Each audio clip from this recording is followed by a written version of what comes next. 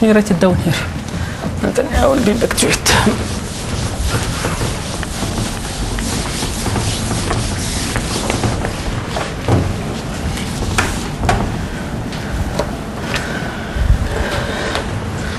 This one is okay. So conductivity problems, the one we are interested in is background omega, smooth domain, bounded background, and inside the background there is an inclusion. Target is D here. This is the target. It's conductivity K, which is different from 1, and it's between 0 and plus infinity. So the conductivity of the background is 1. And the conductivity equation is 1 plus K minus 1.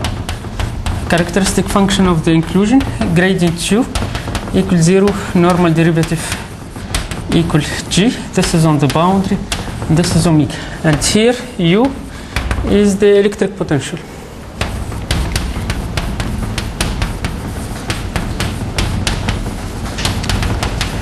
G is the injected current.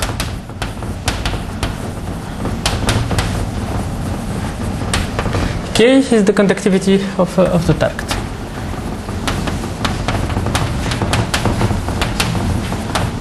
Okay. So here you have to assume this compatibility equation condition.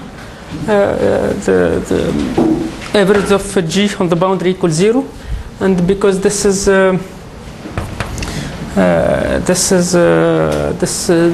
well posed up to any constant, then we fix the potential by assuming that the average of U on the boundary equals 0. So this is a conductivity problem. This is a most simple wave propagation problem.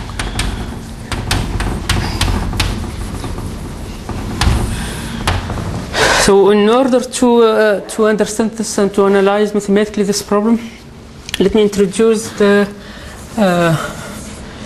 Newman-Poincaré operator, layer potential techniques, but I will make emphasis on this Newman-Poincaré operator.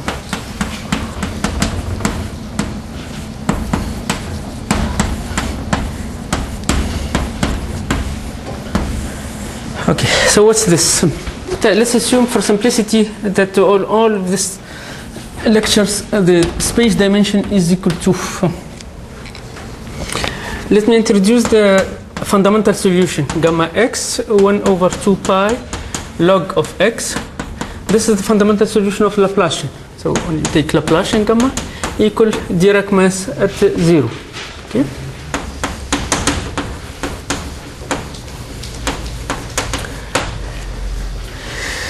Okay, let me assume that D is a smooth bounded domain.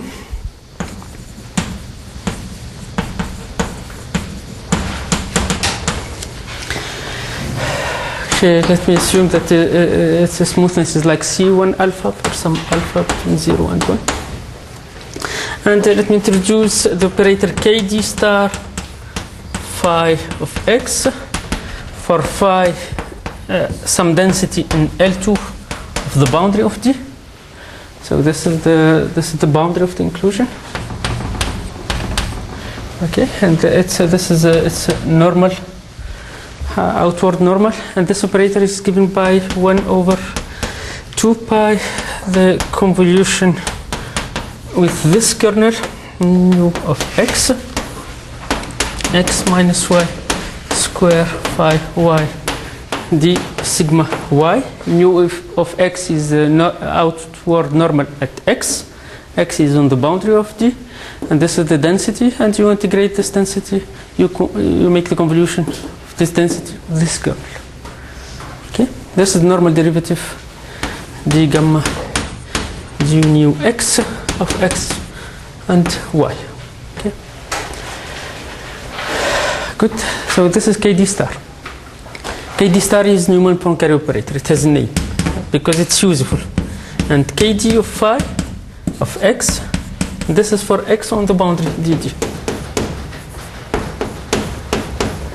KD phi of x is equal to 1 over 2 pi, the integral of d, and you may now make the convolution with the normal derivative with respect to y of x minus y and phi y d sigma y.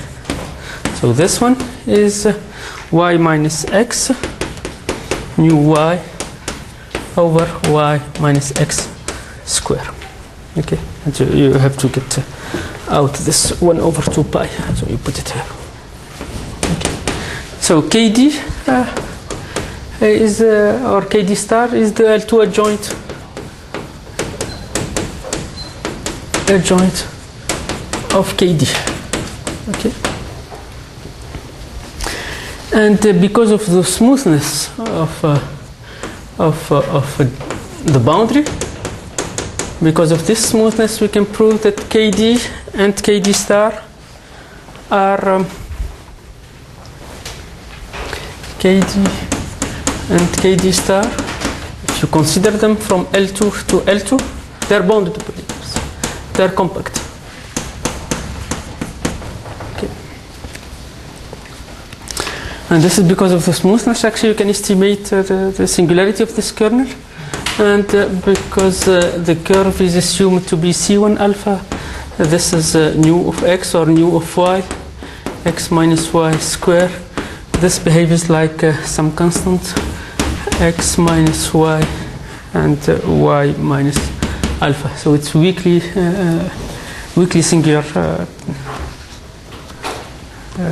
kernel. Okay. So that's why KD and KD star are L2 from L2 to L2 are compact, and we will need some explicit formula actually that I will show you. First of all, for any D,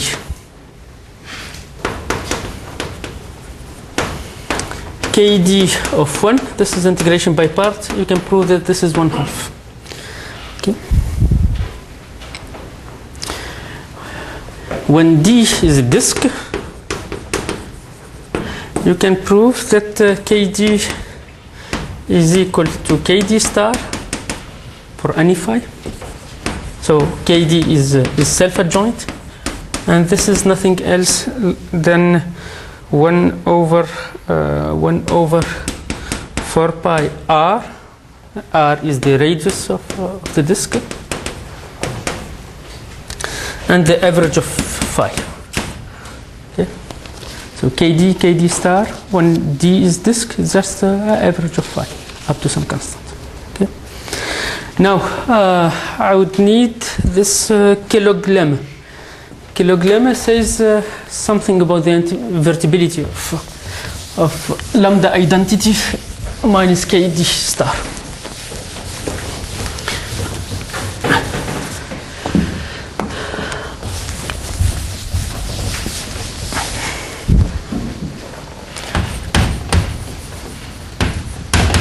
Kilux lemma.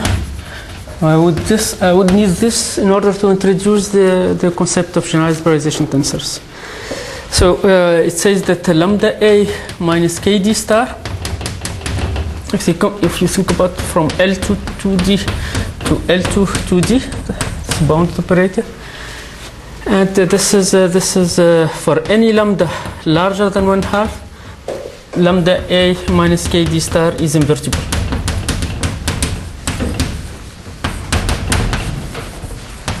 Okay. And for lambda equal to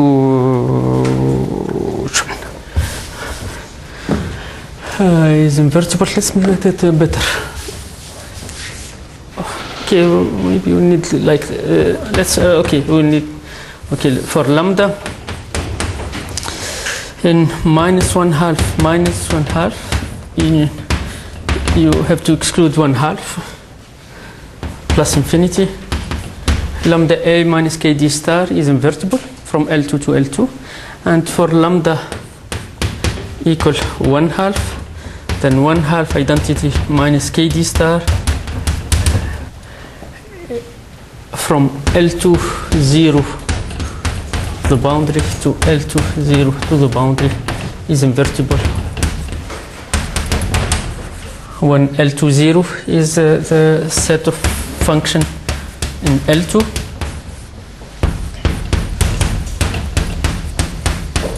with mean value 0. Okay.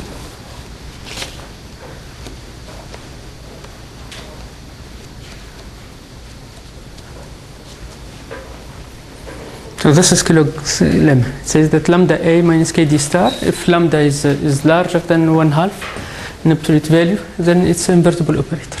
Okay. Let me just check whether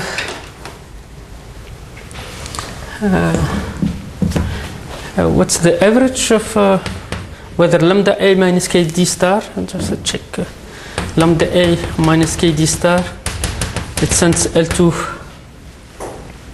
0 to L2 0. Okay, so let me check this. We have lambda a minus kd star of phi, and we want to prove that this is 0. So what's this? So this is the same as phi lambda a minus kd of 1. And kd is the adjoint of kd star. Okay, but kd of 1 is equal to 1/2. So this is nothing else than lambda minus 1/2, the average of phi. Okay, so if the average of phi equals 0, then the average of lambda a minus kd star of phi is equal to 0. Okay, just to. Okay. Now, why I'm introducing these operators? Because to use them for integral representation of harmonic functions.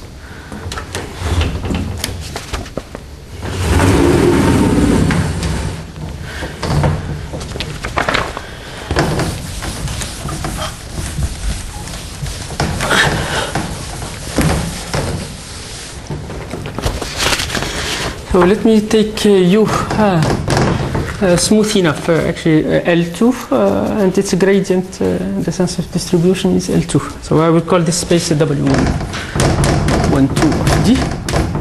So this is U in L2 of D, and the gradient U in L2 of D. If Laplacian of U equals 0 in D,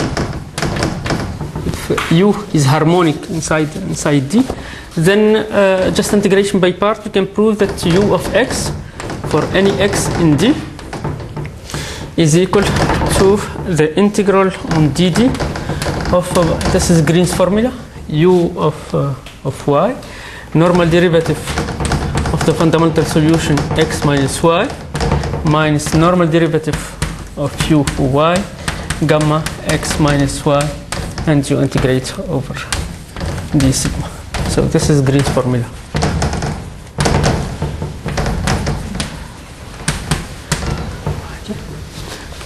That this holds for any harmonic function inside the domain. Okay, let me introduce SD of phi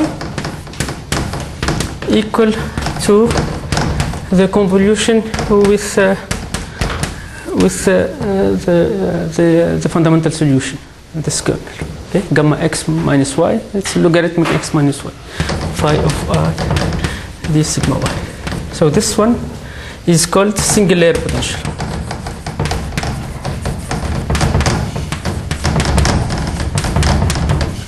And let me introduce the other one. It's called double layer potential. It's on x. On x is equal to the sum with the normal derivative y x minus y phi of y. So convolution of the normal derivative of the fundamental solution. This is double layer potential. Okay. Okay, so this one is defined for any x in R2, and this one is defined for any x in R2, but not on the boundary. Okay, so in view of this Green's formula, you know that U is equal what? Double layer potential of its trace minus single layer potential of its normal derivative. So U is equal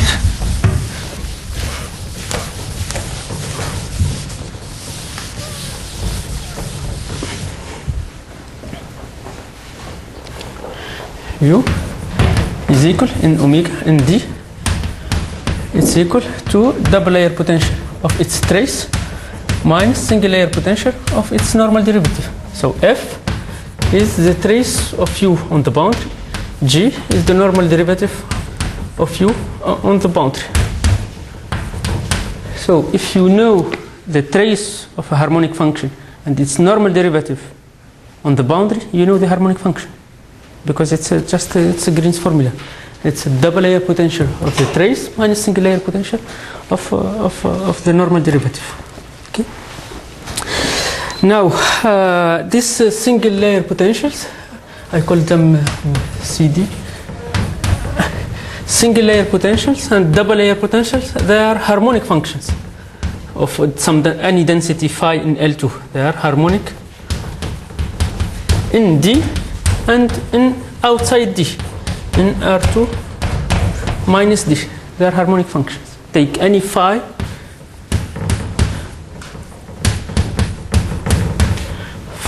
in L2 of the boundary. For any phi in L2 of the boundary, single layer potential of any L2 density, double layer potential of any L2 density is a harmonic function inside D and outside D. Inside D. Okay. If you look at the behavior at infinity, single layer potential when it for x goes to infinity, so this is D. This is normal. When x goes to infinity, single layer potential behaves like, because of this form of the fundamental solution, behaves like 1 over log of x and the mean of the density phi on the boundary plus something which behaves like 1 over x. Okay, just take the Taylor expansion of log of x minus y when norm of x goes to infinity. You will get this one. So if the density is mean value 0, then it behaves like O of 1 of x. If not, then it behaves like log of x. Okay. Double layer potential, because it's derivative of the Green function, behaves like 1 over x. There is no log term because it's derivative. We take one derivative of log, it's 1 over x. It behaves like 1 over x when x goes to infinity. Okay. Then, if as I said, if the phi is mean value 0, then SD of phi behaves like 1 over x at infinity. Okay, we will use this formula. Now, what's the connection between the single layer potential, double layer potential, and this Newman-Poincaré operators, KD and KD star? It's given through the trace formula. So what's the trace formula? I will keep this one.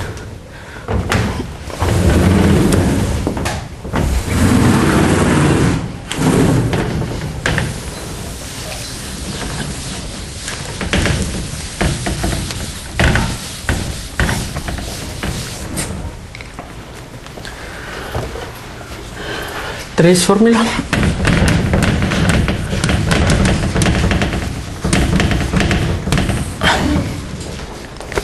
Take phi in L2. Then there is a jump of the normal derivative of the single layer potential. If you compute it from, this is plus and this is minus. If you compute it from outside, this is 1/2 plus KD star of phi. This is almost everywhere on the boundary. Okay, and when you compute it from minus, it's minus 1/2 plus KD star. Okay, so there is a jump of the normal derivative. If you compute the jump of the normal derivative, this is normal derivative plus minus normal derivative minus, and this is the density phi. Almost everywhere on the boundary. Now for the double layer potential, there is a jump of, it's a trace. So single layer potential, there is a jump of its normal derivative. Double layer potential, there is a jump of its trace. So you compute it for plus and minus, and this is minus plus 1/2 plus KD, the adjoint of KD star, 5. So if you take the jump of the double layer potential on the boundary, this gives you minus the density. Okay. So these formula, this trace formula, they relate the single layer potential, double layer potential to Newman-Poincaré operators, which are defined here. Okay.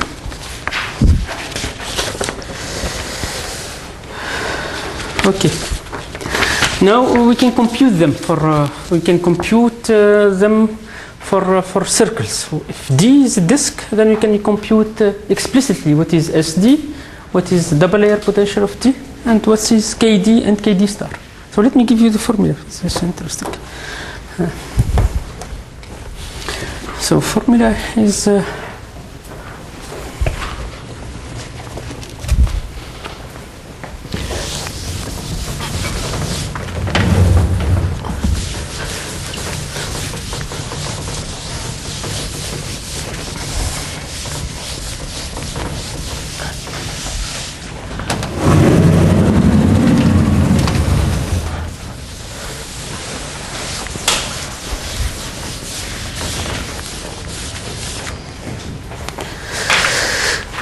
so let's take D, disk of radius R0 and centered at the origin.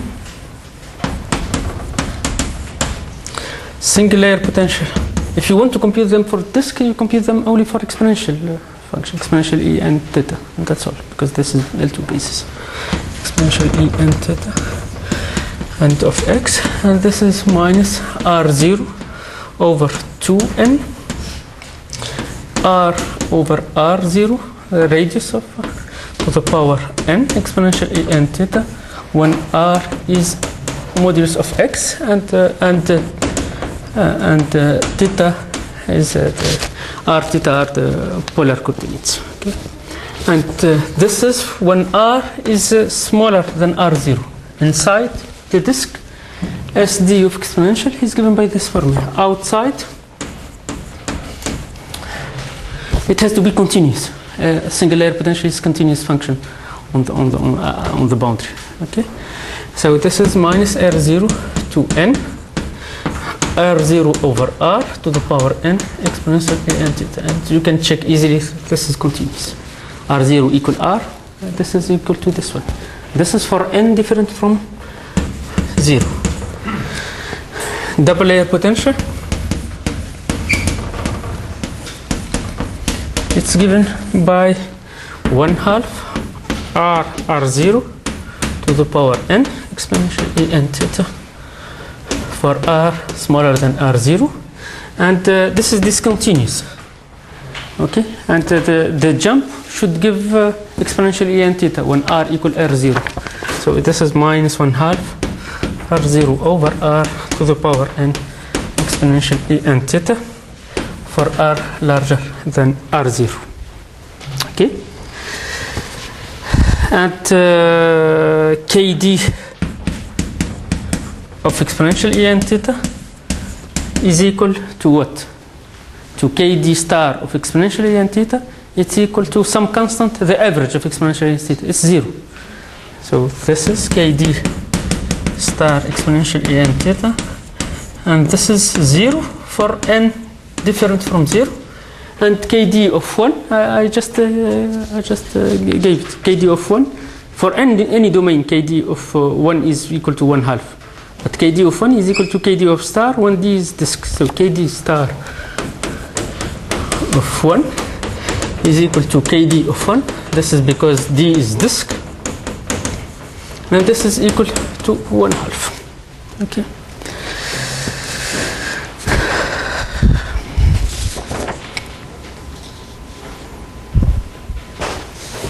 Right. No questions? So now we have I skipped some part on symmetrization of KD star, but maybe I will go go later to that. We will use it for invisibility. Okay. Now we have layer potential to what? To understand this problem, this conductivity problem inside background medium. Okay. So let me look at the transmission. I would call it this problem. I would call it transmission problem. This is conductivity problem. I call it this is transmission.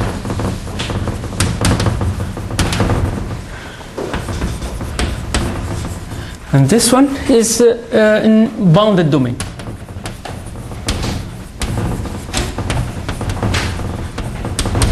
So let me start with the simplest one, which is an unbounded domain. So take the same, take D, but there is no background omega. Omega is R2. Okay. So then we consider divergence 1 plus k minus 1. Characteristic function of D, gradient U equals 0, and U minus H goes to 0 at infinity.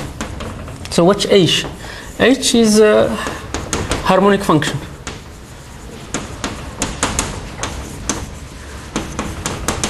It's kind of illumination from infinity. Okay, H is this is H illumination from infinity, and U is the perturbation due to the inclusion, to this electric inclusion. If there is no D, U equal H. This is harmonic. Okay, so U is the perturbation induced by the conductivity inclusion D. We have a formula for D, representation formula for D.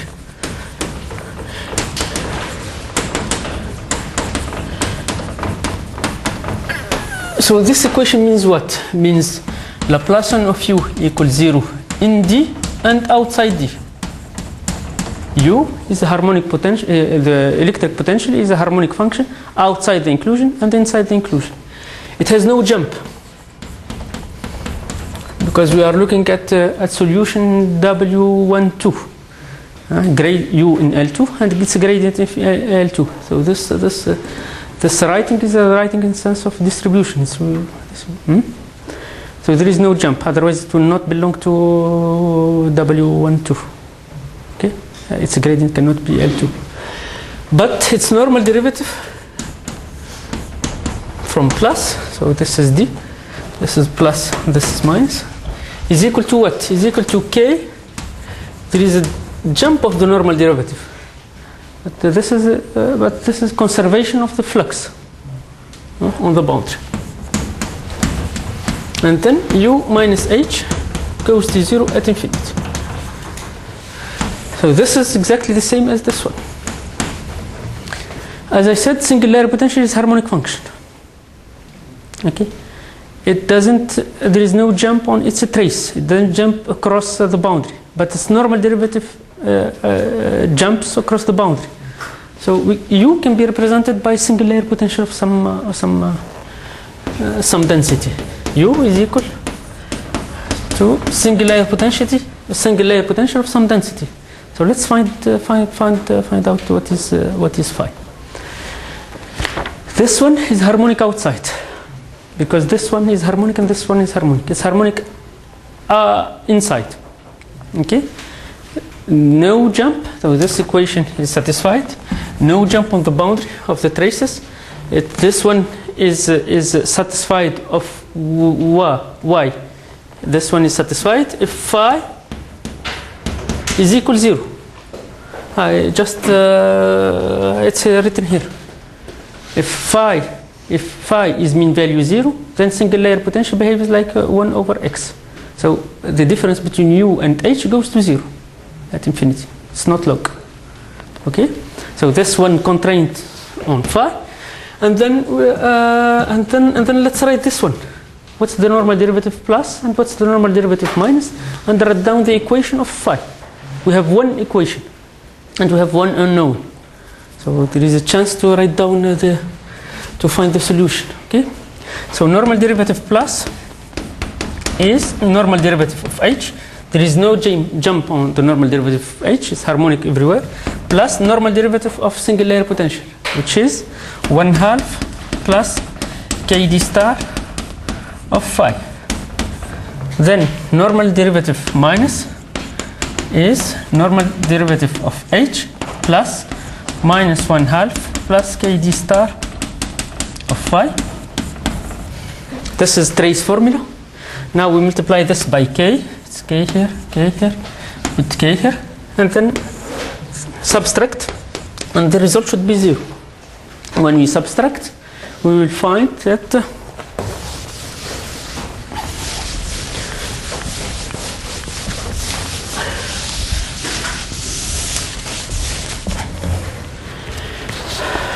so subtract 1 minus k normal derivative of h plus 1/2 plus kd star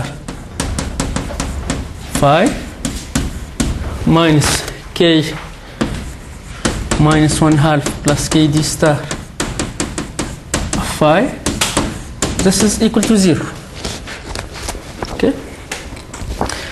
So put this one on the other side. We have k minus 1 normal derivative of h is equal. So we have 1/2 plus k over 2. So 1/2 plus k over 2, and this is multiplied by phi. Okay. Then we have plus kd star here. So we have 1 minus kd star of phi. Right. Then we can put the k minus 1 in front of this, and this will give us k plus 1, 2k minus 1, identity, minus kd star applied on phi. You agree with this? Now simplify this one, and we call this lambda. So let's call lambda equal k plus 1, 2k minus 1. So this equation is nothing else than lambda a minus kd star of phi is equal to dh d nu. So first let's check whether this holds or not. We found the equation on phi. Let's check whether this holds or not. And this is exactly the calculation I did. Take the average of this. This is lambda a minus kd star of phi, and this is the same as the average of normal derivative of h, but h is harmonic, so this is 0. And here we use this is lambda a minus kd star sum operator on phi multiplied by 1, so it's phi multiplied by the adjoint of the operator applied on 1. So this is nothing else than phi lambda a minus kd star kd of 1, but kd of 1 is 1/2. So this is nothing else than lambda minus 1/2, the average of phi. But k is different from 1 and is between 0 and plus infinity. So if you compute what is k plus 1 over 2k minus 1, miracle happens. This one is larger than 1/2 in absolute value. So this is 0. Okay. Moreover, you can apply here Kellogg's lemma. So Kellogg's lemma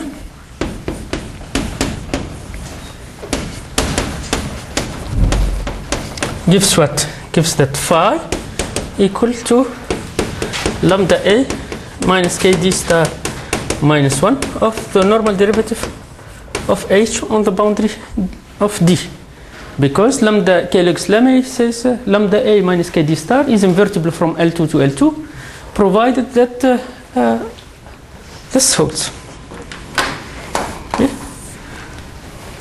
Then we have representation. We have u is equal to, we have solved the equation on the density phi, and we have this representation. This is equal to h plus singular potential of lambda a minus kd star minus 1 of dh d nu on the boundary. So if we know the boundary, then we can compute normal derivative of H. We know the boundary, we know KD star. We apply lambda A minus KD star. We know K and the boundary, so we know lambda. So boundary is known, this is known. K is known, lambda is known. Then it's done. You have the solution. You have a representation of the solution. It's in terms of known quantities. Now the imaging problem is different. We don't know D, we don't know K, we don't know lambda, but we know U, at least on the array of receivers. Can we find D? Can we find lambda from this representation? Okay. So I will be back later to this imaging problem. Now let me discuss, this is unbounded domain. It's easy. Now let me discuss what is going on for bounded domains. So for bounded domains, it's similar.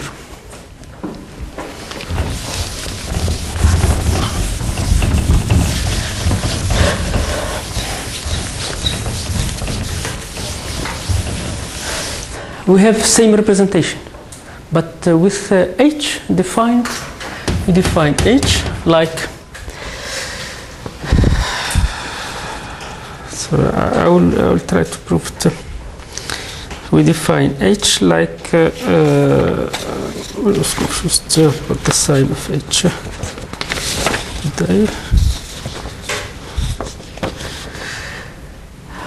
Minus single layer potential of G plus double layer potential of F here on omega. So H is given. When it's unbounded, it's given. When it's bounded, what is given is G and F. In practice, for imaging problems, you inject the current G and you measure U on the boundary, the potential on the boundary. Or you fix the potential on the boundary and you measure G. So in imaging problems, you have this Cauchy pair, FG. Cauchy pair is given.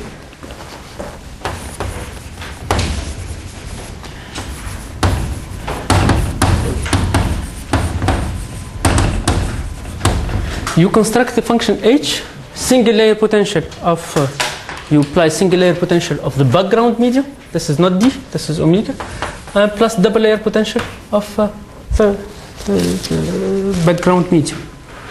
And I will try to show you that now you have a same representation formula. You have U of X for X inside omega. You have U of X equal to H of X plus single layer potential of D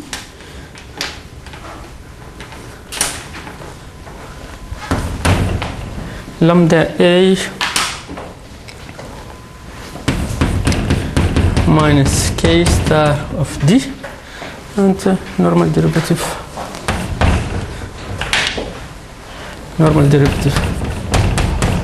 of D on the boundary D. So actually you on the boundary D. So actually you decompose the solution into this harmonic part, constructed from the data.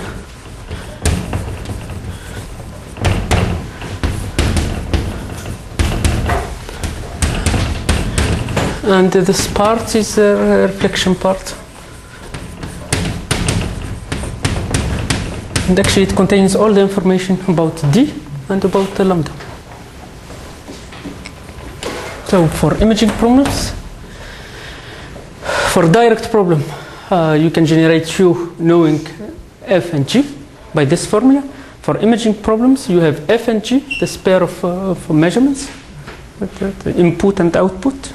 And then you want to get, you have U on the boundary of omega, and you want to get D and lambda using this formula. Okay, so let me discuss it a little bit more. So actually there are many representations. This is one of them. So for this transmission problem inside bounded domain. We have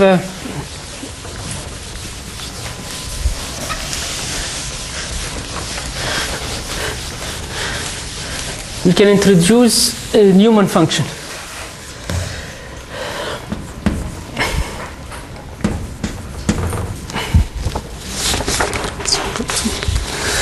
We introduce a Newman function. So Newman function is what? Is a Green function with the appropriate boundary condition. So fundamental solution is a fundamental solution for everybody.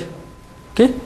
It's independent of the background omega. It's for everybody this fundamental solution for the free space. Now, if you want to make a Green function fundamental solution for this bounded domain, you introduce either Newman Green function or directly Green function. Depends on the boundary condition you have. So if I deal with this problem, I'm injecting current. Newman function is the solution of Laplacian n on xd is equal to minus Dirac mass at z. This is in omega. And I want to take its normal derivative on the boundary equal 0 because I have Newman data. But if I make it equal 0, I violate the compatibility condition. So in order to ensure the compatibility condition, this has to be constant because multiplying this by 1 and integrating, if this is 0, then there is no solution. So it has to be constant. To cancel this, the contribution, to cancel this is to cancel, to integrate this by 1, and then you will get 0 equals 0. This is what I call compatibility condition. So this one is the measure of the boundary. Okay. So this function exists, is unique. And if you compare it to the fundamental solution, it's symmetric. Means that n of x and z is equal to n of z and x. You interchange x and z is the same, it's symmetric, it's like fundamental solution. And its singularity is the same as the fundamental solution. So n of x and z is equal, because of I'm changing sign for some reason, is equal to minus 1 over 2 pi log of x minus z plus a smooth function.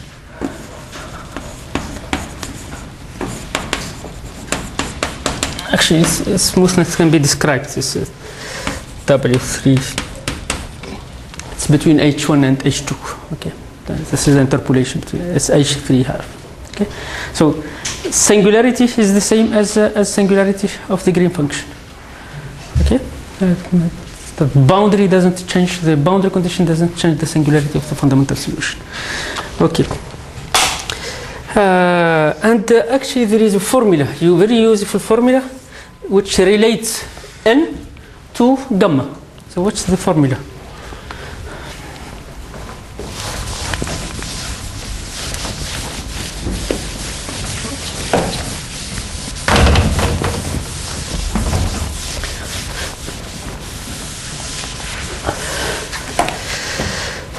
Formula which relates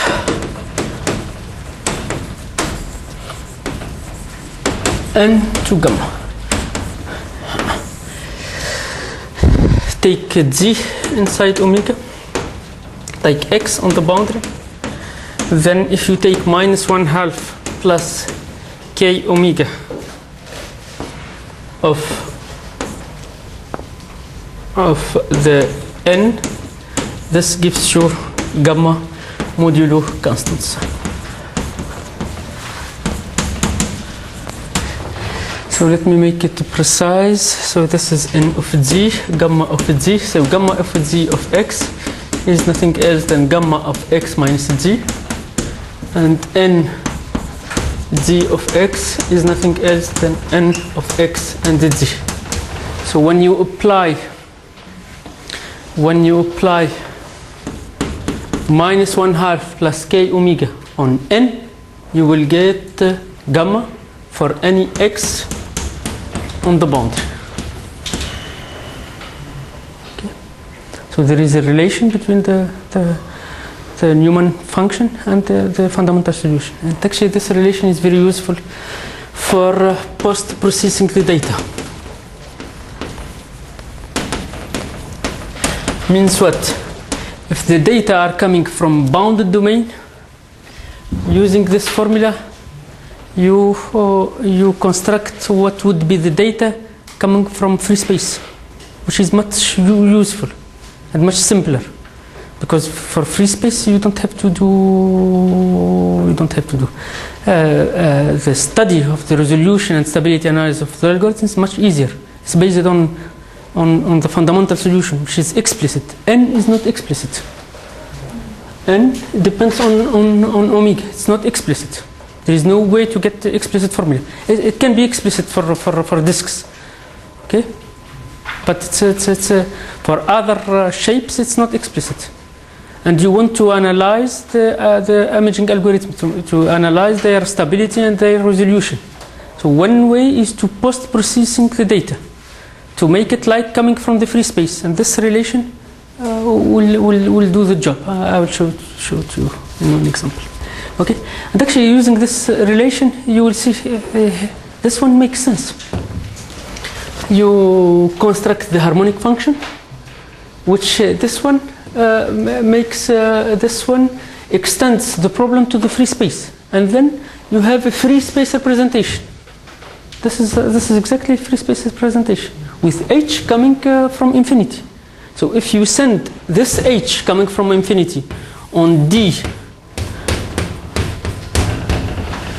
in the free space, this is the same as solving this problem with complicated omega and the same D and getting the data f and g. So this problem is much easier to understand than this one, because there is no background, no boundaries of the background here. Okay.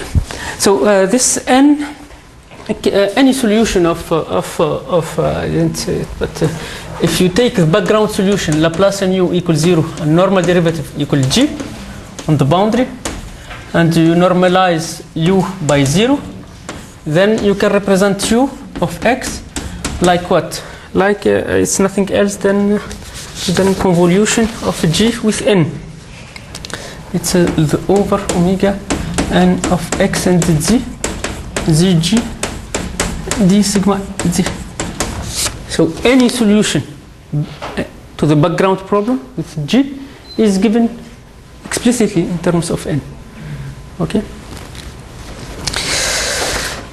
So this is the representation formula, which is equivalent to the representation formula for in the free space with the fundamental solution.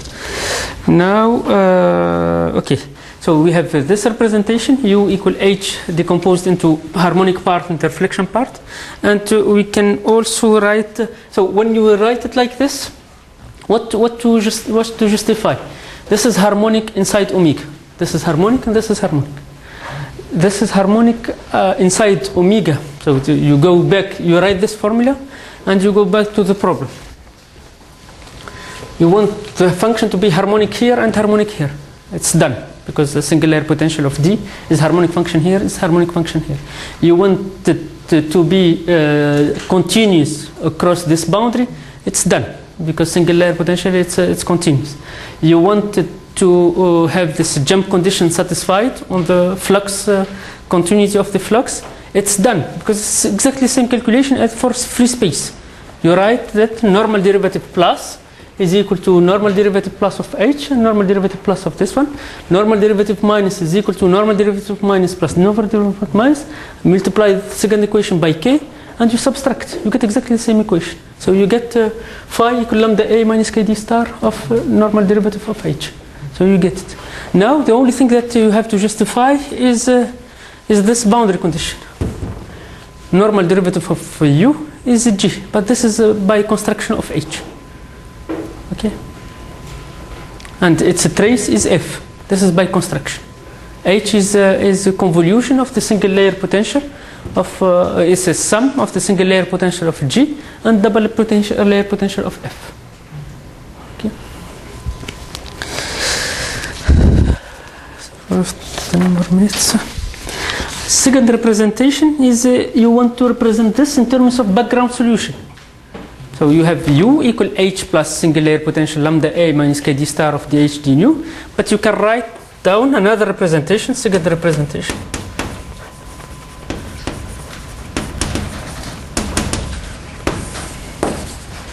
Which is U of X is equal capital U of X. You want to compare U with the background solution. Then now you use this this N minus ND of phi, where phi is given by this. This is phi. Okay, and ND is the convolution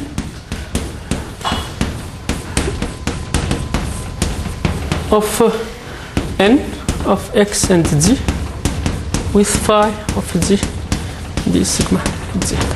That's all. Okay, so this representation, you want U to be harmonic, it's harmonic inside and outside omega. You want it to be continuous cross D, it's continuous because N behaves like the fundamental solution. N behaves like, this one behaves like single layer potential. Okay, because the singularity of N is the same as the singularity, in terms of the singularities, it's the same as the fundamental solution. This is what I showed. Okay, so the same, and normal derivative, it satisfies the flux condition, and this is the same. Okay, so we have second, this is for capital N D. Capital U is the background solution, is solution to this one. So solution without inclusion. Forget about the conclusion. This is capital U, background solution, but there is no inclusion there. Okay. So this is a second representation. Both of them are useful. Actually, you can go from one to another. It's using this identity actually. Okay. So let me give the plan of what we are going to see. No question on this?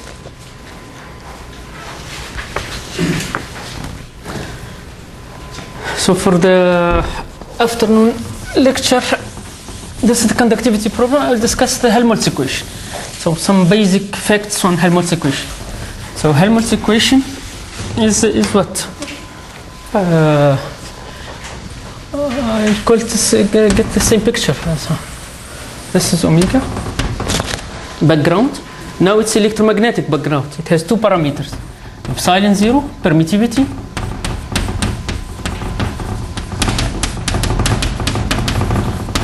and mu 0, magnetic permeability. So this is electric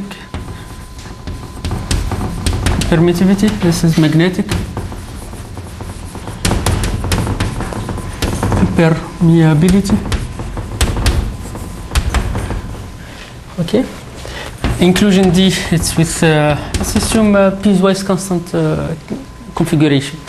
It's with permittivity epsilon star, permeability mu star. Okay. This is my electromagnetic inclusion.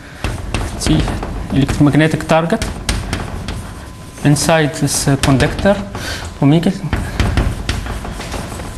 The equation is divergence 1 over mu gradient plus omega square epsilon u equal 0, and then you have either normal derivative equal g or u equal f on the boundary. So what is mu? Mu is the piecewise function equal to mu 0 in D and mu star outside D, and epsilon is the same, equal to epsilon 0 or epsilon star. What is omega? Omega is a constant. This is frequency. I will call it operating frequency. Okay. What's U? U is your electromagnetic wave. This is just a scalar approximation to Maxwell's equations. Okay. For acoustics, it's a pressure field. Okay. And we want to solve this as Helmholtz equation.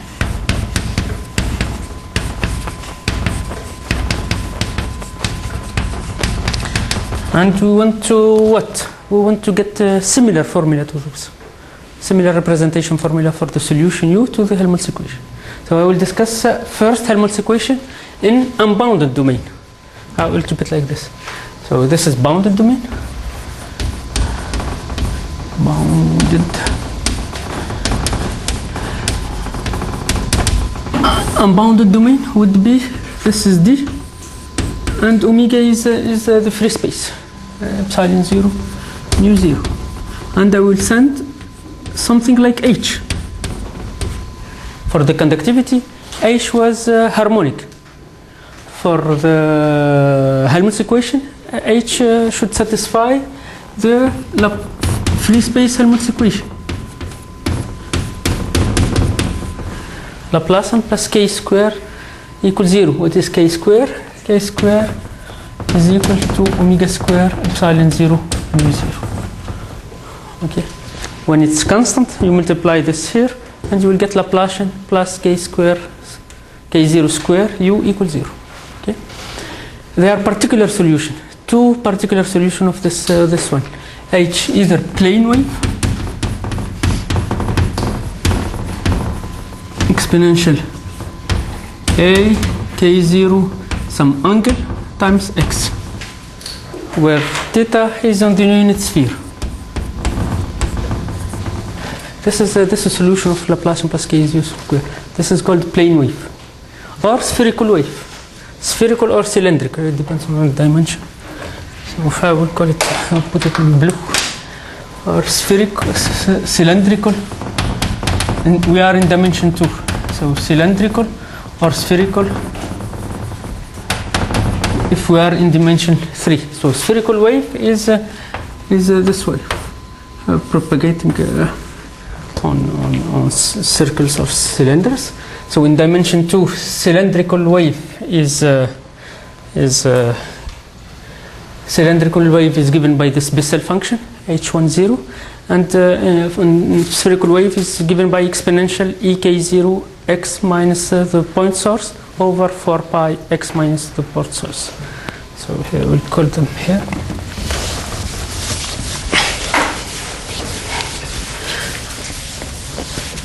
So it's actually it's the fundamental solution of the Helmholtz equation.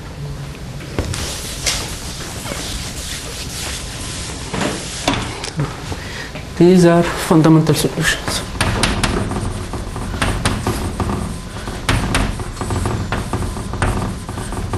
They are generated at some point y. And actually in our multistatic imaging, we are using cylindrical or spherical waves. We are not using plane waves. Plane waves would be the approximation of a cylindrical wave when you are at infinity. Everything looks planar. Okay. So I will give this representation formula for Helmholtz equation, and we will discuss something interesting for Helmholtz equation. There are fundamental difference between zero frequency. So conductivity would be zero frequency. Take omega equals 0. This is zero frequency model. This is the model I just discussed. Okay. Now when there is a frequency, there are interesting identities. So one of them is Helmholtz-Kirchhoff identity. So I will discuss it because it plays key role in resolution analysis. Okay, and the other is then I will discuss geometric optics. Geometric optics is when this frequency goes to infinity, because when we are dealing with extended targets, we need to understand the structure of the matrix, response matrix, and one way of understanding the structure of the response matrix is to do high frequency asymptotics. Okay, and then I will present you some tools for statistical some statistical tools for imaging at the next lecture. Okay, thank you.